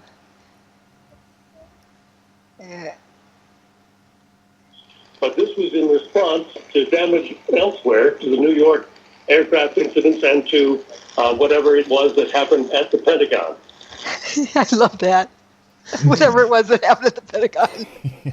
That's what's happened here as well. It's just, he didn't know what happened, so he wasn't gonna say. That's some classy journalism, that is. And also the event in New York that involved airplanes, but he didn't say airplanes hit the building. Yeah. So again, it shows you the classic sort of scenario of the early sort of reporting is a bit more, honest. It's not quite as it's a bit more honest, or at least it's honest in the fact that they haven't properly established what happened. So you have to get the official story out early on, and as Morgan Reynolds pointed out in his presentation in 2007, that Fox News had solved 9/11 within 45 seconds of the second alleged plane crash. They actually announced 45 seconds after this Flight 175 alleged crash that it was Osama bin Laden was involved with these events. And you can go and watch the original broadcast. So it's astounding, really, to look back on as to how quickly that this was put into place. The narrative was already there, weren't it? It was already there, ready to put into place. But the people, like these announcers, are in shock, and they're just reporting what they're told to some extent. At least this guy was honest, and not being sure of anything. But these are reporters; they're not investigators, so they're just reciting something, and then pretty soon somebody wants to go along with the herd. They think that the truth has been established. They're not investigators. They're not. Looking into it themselves, they just start repeating everything. Right. I mean, I think initially, you can't excuse the reporters, but later on, I think it becomes harder to excuse them or excuse certain ones of them, because when they've been given and shown certain information and they've not reported it, then you're back to the scenario that we discussed earlier of obviously, you're going to lose your job and this sort of thing. Mm-hmm. But there are unfortunately very few reporters that will actually report the truth if they are told the truth and they're shown what it is, and they can be shown it in a way that they understand and they own, which is what Dr. Wood and myself are trying to do. We're trying to show the people these things such that they know for themselves that it's true, and so they don't need to have an opinion about it, and they don't need anybody else to tell them. They can actually see from the available evidence that that's what the truth is, And they don't need to know every single answer to every single question. Like, what about the passengers? But they need to know what they know that they know. Yes. And you don't fill in the gaps with guesses. Just stay with what you know. Mm-hmm. And that's what, again, going to what might be called the conspiracy movement on the internet, that's what's lacking in a lot of areas. People somehow, once they get out of the mainstream thinking, they also get out of certain types of critical thinking as well. And I've commented to Dr. Wood several times that, for example, if you want to get a university to study analytically, the sorts of things that happened on 9/11, they can't do it. They can't do it because they would, as Dr. Wood has already said, the funding would be cut and this sort of thing. So all the, I struggle to use the right words sometimes, but all the qualified people, all the people who should do the best, or the highest quality critical thinking, are not permitted to use it in terms of investigating what happened on 9/11. Because if they did, the powers that be that have actually, essentially set up the education system would, they'd be biting the hand that feeds them. Essentially, that's my way of sort of looking at it. Yeah. And so that's not allowed to happen. I mean, and I mentioned this in the talk that I do, 9/11 Finding the Truth. President Eisenhower, going back to what he said in 1961, he said that a government contract has become a substitute for intellectual curiosity. And that, I don't think anybody could have said it better than that. Some people don't think Eisenhower was an honest person, and maybe he wasn't because he had to be a president. But at least in his leaving speech, I think he gave a few clues as to what was going on behind the scenes. And I'm amazed that he had that figured out. Yeah, well, I think because he was party to a lot of stuff and he was in the army too. He was a general in the U.S. Army, so he'd been in the war and he saw the way that worked, and he wasn't stupid. So and he saw it, and he says this in his speech. He saw how the military-industrial complex had grown from this sort of fairly sort of basic thing into this huge monstrosity, which sucked in enormous funds and had enormous power. Not only, of course, political power, but actual physical power in terms of weaponry. And this is all these people that are into this New Age type of movement. It's great and everything, and I'm kind of all for understanding and forgiveness and all these positive thoughts. But what do you do against a force that can turn two buildings to dust? Like they did on 9/11. How do you negotiate? How do you negotiate with that? How do you deal with that? I'm not suggesting a solution. What I'm trying to say is you must think about this question. And I've written and spoken about free energy topics. Like Stephen Greer, for example, and all these free energy groups, and then we've had the Thrive movie, and we've had. Various other initiatives I could probably... Zeitgeist. Yeah, that the Zeitgeist movement and all of that, and this Jacques Fresco and the Venus Project.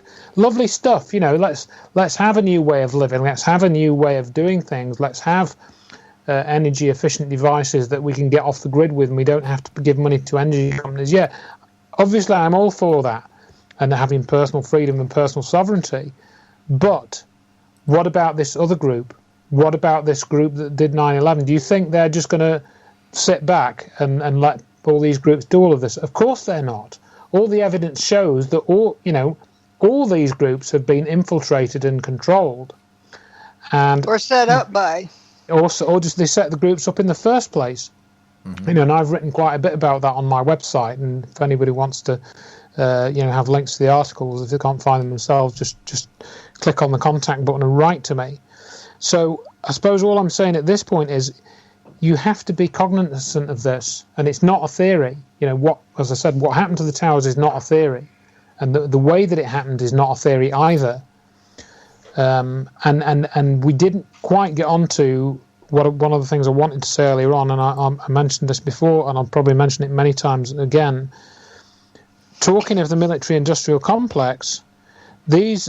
Certainly two of the groups or two of the companies that Dr. Wood put into her list of defendants in the Ketam case in 2007 at least two were military-industrial contractors. And although, you didn't say in your court case who did 9/11 because we didn't have the evidence, and you didn't have the evidence to say that, but I know who almost certainly knows. Exactly. So we're kind of one step back from that, and this is very rarely discussed by anybody. In fact, I very rarely hear anybody talking about these two companies, Science Applications International Corporation, which has now branched off into a company called Leidos as well, and Applied Research Associates. I think if you could just mention from what was in the court case about them, Dr. Wood, that would be quite useful, I think, for people that are not familiar. Applied Research Associates, they're manufacturers and developers of energy weapons. So they would recognize what technology was used. Not only that, they had a contract with the U.S. government, and I think they still do, to know everything about any weapon of mass destruction that is being developed or exists already anywhere. So they not only know what technology was used, but whose technology was used. Exactly, and if you want to explain how they came to be in your court documents, what was the context of that? Because obviously people won't know that. You can't sue a government agency, but you can sue the contractors of the government agency because they're defrauding taxpayers. NIST was mandated by Congress to determine why and how the towers, quote, collapsed. In other words, they already started out with conclusion. And so they took on like 23, I think, contractors. They're on the payroll. Well, if you have a contractor for a government agency and they defraud, so they commit fraud, that's a ripoff to taxpayers. So taxpayers are allowed to recover from that, and I think it's triple damages or something. But it's not so much about the money, but it's that they have a say-so in it. The whistleblower, the first whistleblower to bring this forward, and so it's called a Ketam case. And so I filed my request for corrections to NIST, which got me on the record as being the first to bring this forward to NIST, that they had a problem with the contractors on their report that they committed fraud, and NIST agreed. So I already covered, one of the tick marks is already checked, and so I filed the federal Ketam case, the whistleblower case, because I was qualified as a whistleblower. The lower court dismissed it, saying they weren't going to hear a case about who shot JFK or what landed on the moon. Maybe they didn't read the case. This wasn't about those That's things. what it looked like, yeah. Yeah, it was like an internet forum posting, wasn't it, the first judgment? Yeah. And then we appealed it to the next, to the Court of Appeals, and they were actually respectful. They admitted the law applied to my case, but they're ignoring the law in order to dismiss the case. So they couldn't dismiss it any other way. Somebody was asking me actually this thing about the judges in the hearing. You mentioned that, I think, in another interview. One of the judges, what they'd commented when they were looking at the other judges in the courtroom. Right. What was that they said? 'Cause that was quite interesting as well. I think that was Jerry. Something like he looked directly at Jerry or something. Said, "Y'all have a death wish?" Yeah. It's like it was sort of an admiration, is how I felt. That you're just some little people, individuals, and you have the gall to stand up to these monsters. And this, I think, is kind of back to what Eisenhower referred to, is that there is this secret, hidden, power structure essentially, which you are dealing with, and it runs everything, and it runs it in a way which is sometimes very subtle, and sometimes it's not at all subtle. But, going back to the contractors again, so, the Science Applications International Corporation was one, and Applied Research Associates were other, and they, in summary, they basically helped to write the NIST technical reports, didn't they? And they're also, they listed it as entering equations or something into Microsoft Word, but they're experts at PsyOps. Yeah. So, so they'd be good at that. So we had two of the sort of prime people that people should know about, or prime groups, I should say, or companies: Applied Research Associates and Science Applications International Corporation. In other words, summarising what we've just said, we don't know who did 9/11, but I would say that somebody in Applied Research Associates does, and somebody in Science Applications International Corporation does. Yeah, SAIC. Excuse me. SAIC was hired, given the contract that day, to start guarding Ground Zero, what they call Ground Zero, and so they monitored the dirt coming in, the dirt going out, and all of that, and everything. So they know where that stuff went to. Exactly. Where did the contaminated dirt go to?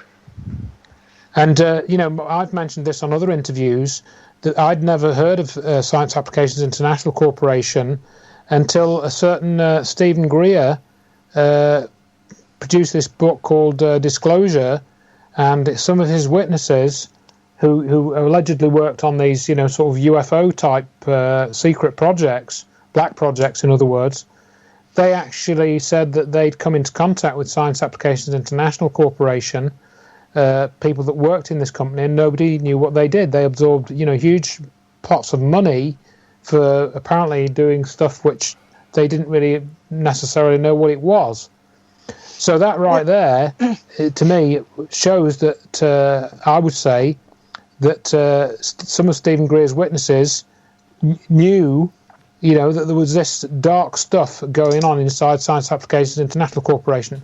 But guess what? Stephen Greer, who claims to be a big truther and wants free energy, for the world, using his various initiatives that he's done, he when asked the question, and I've got there's a recording of this in one of his lectures that he gave in November last year, when he was asked a direct question about the energy weapons or energy weapon or energy system, whatever you want to call it, that was used to destroy the World Trade Center, he wouldn't talk about it. He went off and talked about some guy that he knew who told him that the government knew that something was going down on 9/11, and then this guy couldn't talk about it or he'd be killed.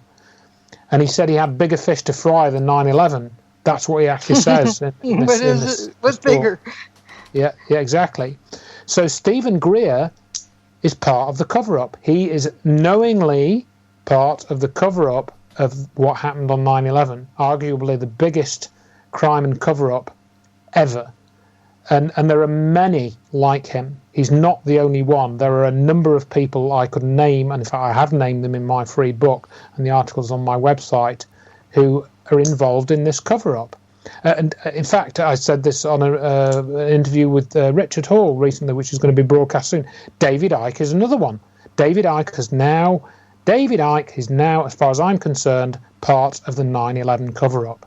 Because now the reason why I say that is in November last year, you can go and listen to his interview on the Richie Allen show. David Icke says it doesn't matter. We should all stop arguing about whether it was this material or that material, this weapon or that system. It doesn't matter what happened on 9/11. Move along, nothing to see here. Nothing yet. All that matters is that all we need to agree it was done because it's enabled to happen what has happened since. So David Icke doesn't care that we actually do know something about this technology, and we do know that if it was used for peaceful purposes, it would transform the world. He doesn't care about that. He actually said that publicly. So I think that is pretty staggering coming out of the mouth of somebody like David Icke. And it's rather different. It's rather different because I had a face-to-face meeting with him, which was arranged by a mutual friend of ours in 2008. So he has no excuse, because I told him face-to-face much of what we've covered tonight and more, which we haven't covered. And his website used to sell Dr. Wood's book, Where Did the Towers Go? And it mysteriously disappeared off his website. I don't know when, actually. And I know that he used to sell it because I used to send the orders out for him, not for him personally, but from the person that ran his website would send them to me, and I would send the books out. That no longer happens. So what has happened? I just want to play devil's advocate a little bit here. I know David Icke's not here to defend himself or to give us any sort of balance to that. But it may be. I mean, David, when he was saying that, perhaps he was just saying that coming from a different angle than what you are. His son came to a presentation I gave. And it has a copy of my book. What's the? No, but I'm not talking about that. He doesn't actually. If you know what happened on 9/11, you don't just flush it down the toilet and say it doesn't matter. What I suggest you do, Jason. He might have been looking. No, what I'm just going to say is he might have been looking at a bigger picture and say. No, Jason, hang on. What you need to do is, right, I take your point that he's not here to defend himself, right? But anybody can go and listen to that clip to which I referred, and they can hear what he says, right? And the information they haven't got is that I met him in 2008, and I spoke to him for 2.5 hours, one-to-one. It wasn't just a casual, 2-line email conversation. It was a full-on, one-to-one, 2.5-hour conversation, and he used to sell Dr. Wood's book on his website. We were never given an explanation by anybody as to why he stopped selling it. Andrew, listen. I'm not disputing anything that you're saying at all. All I'm doing is I'm trying to sort of just play devil's advocate, just That's simply fine. because he's not here. And so all I'm saying is for people to keep in mind, or when they listen to that, to take on board what you've said. But also have a think about whether he's just referring to a bigger picture rather than, and that's your opinion. And that, listen, I'm not. That's not my opinion. I'm just offering. I know that what as you're an saying. opinion. Yeah, I thought about that, and if I hadn't thought about that, then I wouldn't be being fair to him. But he has had ample opportunity now. My point is, right, David Icke does 9-hour presentations at Wembley Arena, yeah? You know that, yep. Right? Mm-hmm. So how long does it take to say, well, start your stopwatches, everyone. How long does it take me to say this? Actually, if you want to know what happened to the World Trade Center on 9/11, read Where Did the Towers Go by Dr. Judy Wood. You can get it from my website or from this website, because what she says is true. How long did it take me to say that? That was less than half a minute, Andrew. Yeah. So that is all I would expect David Icke to say, because David Icke can acknowledge he is not a forensic scientist. He doesn't have experience in materials engineering science. And he could publicly acknowledge that, right? But then he could say, but I know somebody that does have those skills. And I can also tell you, right, that she's put in a court case in 2007. But he doesn't do that. What he does is he sets up this TV channel called The People's Voice, to which I am initially invited via Ken O'Keefe, and Dr. Wood is invited as well. But then on the first day of People's Voice, who is on? Richard Gage, Jim Fetzer, Kevin Barrett, the people that talk about thermite. So, Jason, that's also part of this picture, you see. Oh, now, well, I didn't watch any of the People's Voice at all, so I know nothing about that. That's all right. Well, I'm just filling people in. Listen, I wasn't trying to. I'm not trying to defend him. I'm trying to give him a position. I'm just saying that's what he might say. That's all it is. I'm not. I know. I accept that. I accept everything you're saying, Jason. It's perfectly valid, right? But all I'm saying is that I know David Icke. I know what his reputation is. I know who he is. I met him. I know how he organises these events and 5,000 people go to them. And this again is back to the perception management, right? Now, whether David Icke has done this voluntarily or whether he's done it through ignorance, I now don't think it can be through ignorance. Now, I could be wrong. Like you say, he's not here to defend himself. He's not here to have a conversation with me now. I did have a conversation with him in 2008, a long one, but I haven't had a conversation with him since. Now, he's never reached out to us. He may well be just doing it from a commercial point of view, because he might be. But how this work's been demonised. Sure. But that might be it. I'm just offering an explanation. No, I know. I think it's just I really don't know. Whilst you're offering those explanations, please be aware that I've thought about those explanations too. And if I hadn't, you know what I mean? So I accept everything that you're saying, but we're talking years now, yeah? We're talking years. 8 years since I had that conversation with him. Over 8 years, nearly 9. And what I'm trying to point out to people is it's exactly because the things like that I've just said have happened, that that's one of the reasons why the cover-up is still in place, right? It's because people think they've broken out of the herd mentality, and they haven't. They follow another shepherd.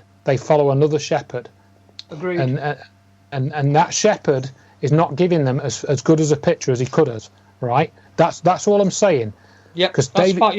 That's, you know what I mean? I absolutely agree with that. I completely agree with that. If people can recognise that, right, if they can think about what I'm saying, and they might think Andrew's talking a load of rubbish, that's fine. But hopefully other people are going to think, actually, maybe he's just got a point there, and I'm going to go off and check what he says, because I want to know if it's true or not. And then I want to go off and check if what these other people are doing, and what they're saying.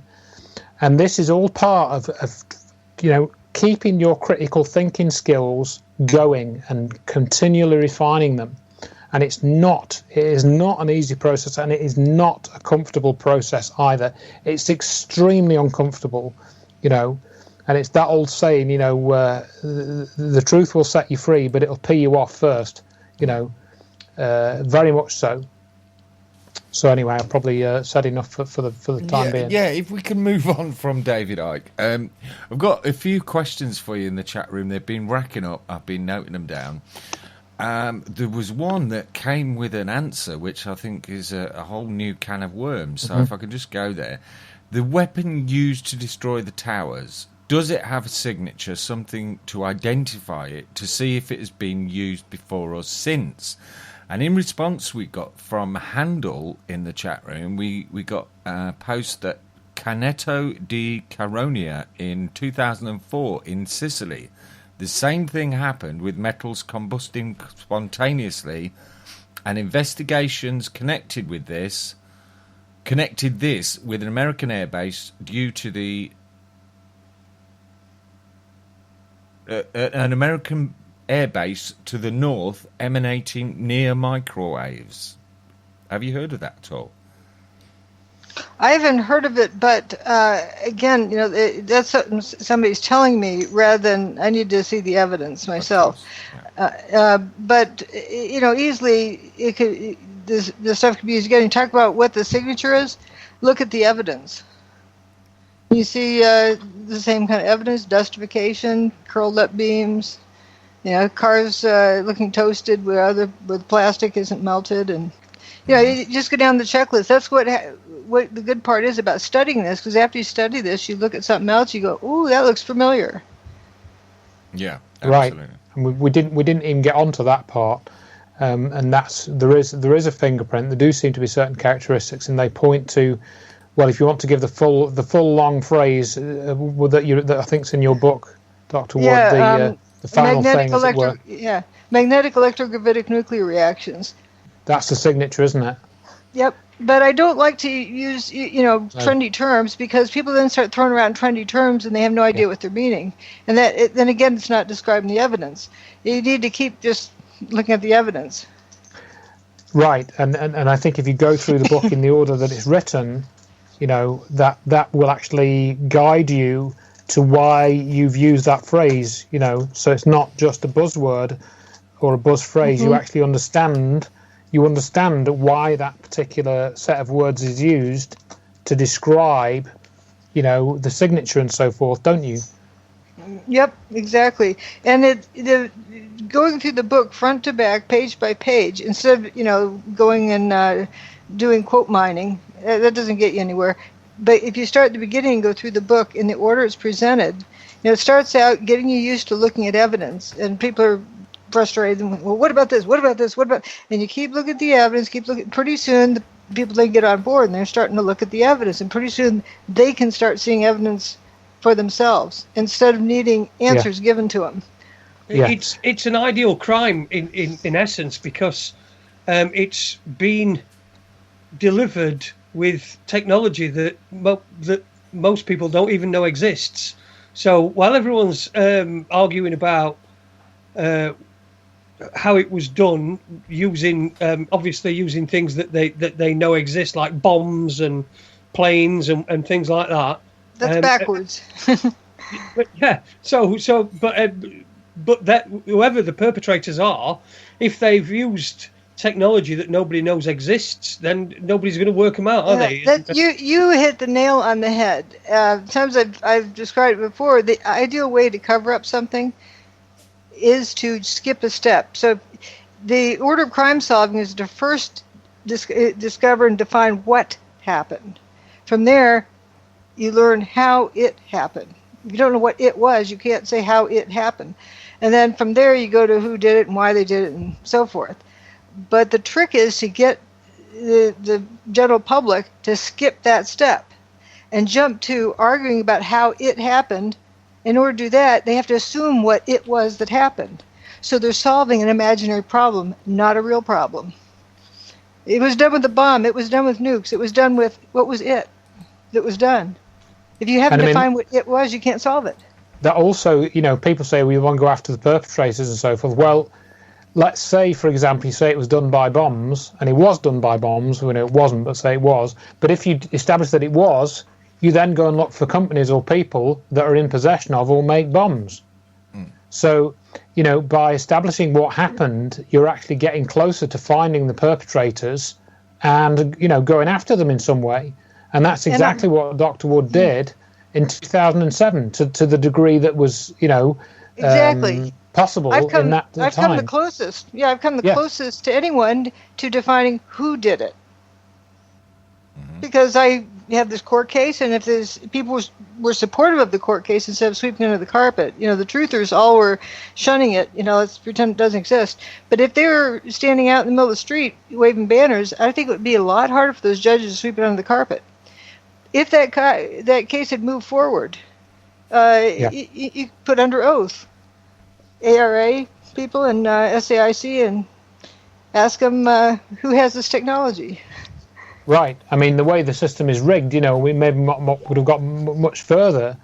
But I think one of the things that, if it had gone further, possibly, is, going back to what needs to happen, I think somebody asked that question. Well, we need more whistleblowers. We need more people who actually know the reality of this technology to come forward and do something. We're just ordinary people. No, but I did. I know. I mean, people that are actually inside these companies. People that are higher up. We need to look at the defence and military industrial establishment to actually take a good look at itself and say, well, look what happened on 9/11. We've got to do something about that. The good guys that are in these groups that are earning all this money. It's like people turning on Lance Armstrong. They're off the team, or worse. Yeah. I mean, a lot of those people probably had not a guilty conscience, but they probably didn't want to blow the whistle, but eventually they did, because of a change of circumstances. So, and that was a very small thing in comparison to 9/11. Yeah. There's also the case of Casey Anthony, that was in our country was so played up into just an emotional response that people were led to believe that she's guilty of X, Y, and Z. And then when the jury came back saying not guilty, that doesn't say innocent. They couldn't prove that beyond a shadow of a doubt that she's guilty because the prosecution hadn't solved the case. They're just trying to do it on peer pressure and emotions, because they hadn't determined what happened. How do you convict someone of a crime? Wait, what was the crime? If you don't know what happened. Exactly. I watched that interview with Casey Anthony, with the juror, and she was quite clearly railroaded by the reporter in trying to get her to say something she clearly didn't want to say. She was saying that, murder's a capital crime, and if I'm going to be responsible for taking someone's life, I need proof, and there was no proof. And I can't find someone guilty on no evidence. Yeah, she was very good holding her own against that reporter who was putting all this pressure on her because the nation, the first time I heard of it, the case actually, because I don't have a TV, I went to my local convenience store and the guy behind the counter was all depressed. They got the wrong decision. Wrong decision? Were you there? How do you know what happened? Then I looked into it, and that's when I tripped upon that juror the next day, and it's just beautiful. Like, you got to first determine what happened before you can convict somebody of it. Absolutely. And also, we're coming towards the end of the 2 hours. I've had a request in the chat room, could we possibly do 3 hours? I don't know if you guys are busy and got stuff to do. I'm sure you possibly have. But it has been mentioned in the chat room by Sachetta that Dr. Wood will be speaking in Toronto on the 11th. That's yes. The anniversary. Well, we'd love to be there, but unfortunately we're at a conference that day ourselves, so we won't be able. Canada's a bit of a long way for us. But would you like to give out the details of that, please, Dr. Judy? Let's see. Conspiracy Culture probably has it listed on their website. Yeah, we've got the link. I can get you the link. Okay, good. Yeah. I'll post that link. It's already been posted in the chat room. I'll post that with the podcast. Oh, good. Oh, great. So that's fantastic. And we found somebody who hopefully can bring some books there from the U.S. And we're hoping the Canadian shipping would be in progress by then, but it probably won't for another week. Because, books are really expensive for people in Canada to buy books. Because going into Canada and shipping to Canada and all the hassle there. And so I've got now a business license to sell in Canada, and we'll be able to have a shipment. I think it's already arrived in Canada, and getting it to Amazon in Canada, and should be there like now or who knows how long it takes them to inventory it and whatnot. But it'll ship within Canada. That's the first time. And so, well, that's going to make the price like half of what it has been. Oh, that's good news for any Canadian listeners that happen to be attending or who want to buy your book. I know we do have quite a few listeners in Canada, and hi to you all. Thanks for listening. We really value your support. We love you. Say again. We love you. We love you. We do. We love you all. Canadians, yeah. We've had some generous donations from Canada, and we're really happy about that. And I'd like to thank each and every person who dipped in their pockets and contributed towards that, because I know it was a group effort. So thank you to all of you. Now, Dr. Judy's website is wheredidthetowersgo.com, and Andrew's is checktheevidence.com.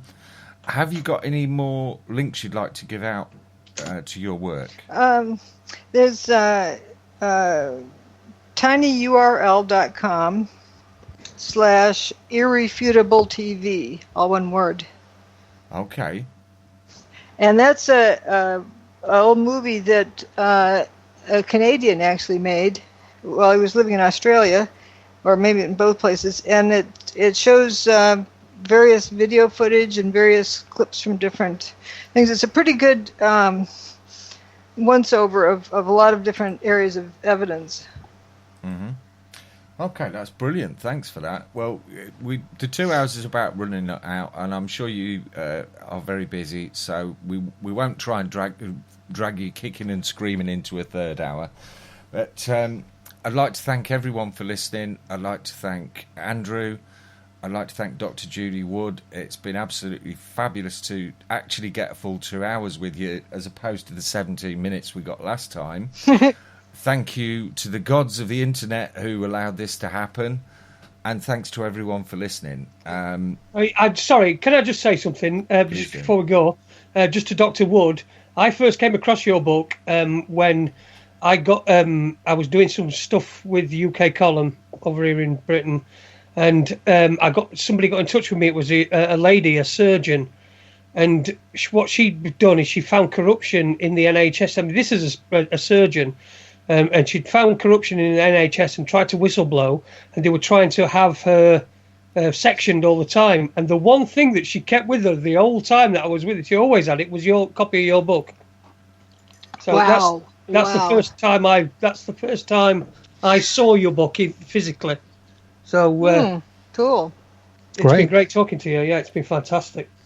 Okay, thanks for that, Jason. And we'll be back we won't be back this Thursday because we've had a bit of a change of plan. I meant to mention that earlier.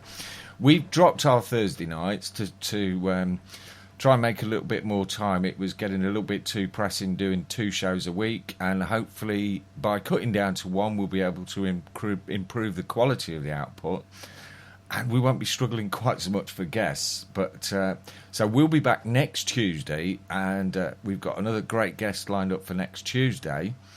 Jason's having the night off. He's got something else on, but we'll be joined next Tuesday by Anthony Carlin, the Northern Ireland Police Service police officer who actually arrested a judge and got, I believe it was 36 days in jail for his trouble. And that's wrecked his career, and from what I understand, Anthony's now delivering pizza for a living. So that's what whistleblowing did for him.